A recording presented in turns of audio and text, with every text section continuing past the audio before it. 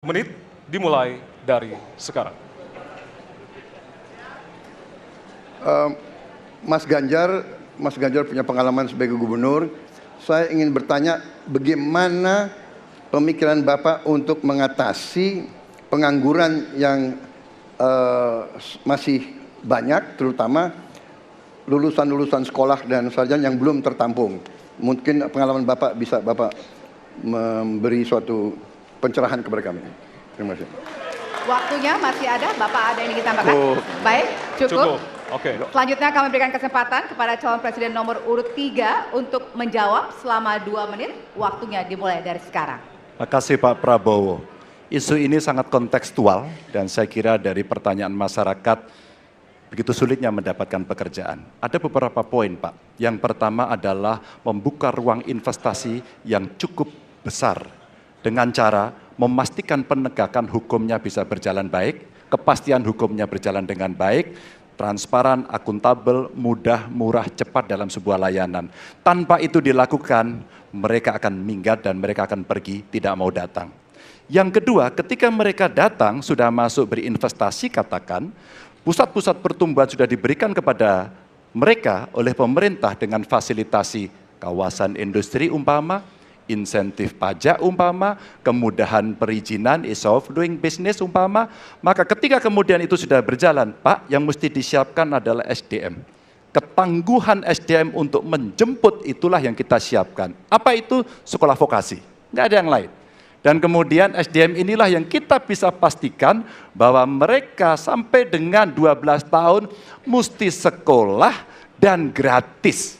Inilah yang kemudian bisa kita dorong untuk kemudian mereka bisa naik. Ada juga tindakan afirmasi sekaligus untuk menurunkan kemiskinan adalah setiap satu keluarga miskin kita kasih kesempatan satu anaknya sampai ke perguruan tinggi. Karena itulah yang akan membongkar dan kemudian memberikan ruang pekerjaan yang jauh lebih banyak kepada mereka. Maka peran-peran inilah yang mesti kita dorong. Kawasan industri Kendal sudah bekerja sama dengan 100-an lebih sekolah vokasi. Kawasan industri di Batang sedang kita siapkan, bahkan kita bangunkan sekolah.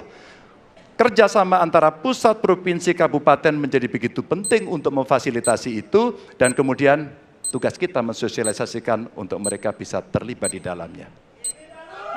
Baik. Ya, waktu Anda habis Bapak, dan kami persilakan kepada calon presiden nomor urut 2 untuk menanggapi jawaban dari calon presiden nomor urut 3. Waktu Bapak 1 menit. Saya senang mendengar jawaban itu. Berarti Bapak bisa mengakui prestasi pemerintah Jokowi dalam mengembangkan KEK semua, mendorong hilirisasi, menciptakan lapangan kerja, mengundang investor-investor ke Jawa Tengah untuk menciptakan pertumbuhan ekonomi yang bermutu dan berkelanjutan. Terima kasih. Ya. Waktunya masih ada, Bapak? Cukup.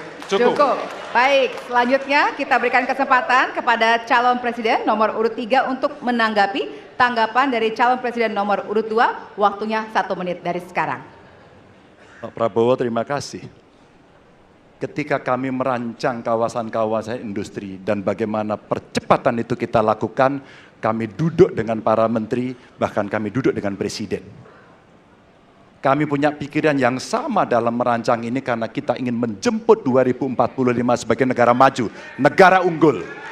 Itu yang harus kita ciptakan.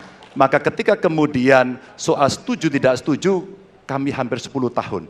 Bahkan proyek-proyek strategis nasional yang ada di Jawa Tengah, saya bereskan, Pak. Karena itu bentuk tanggung jawab kami sebagai wakil pemerintah pusat di daerah, dan kami tahu posisi itu agar kita berada dalam satu barisan menjemput keunggulan Indonesia di 2045. Masih ada waktu Bapak? Cukup. Cukup? Baik. Ya, dan selanjutnya kita akan berikan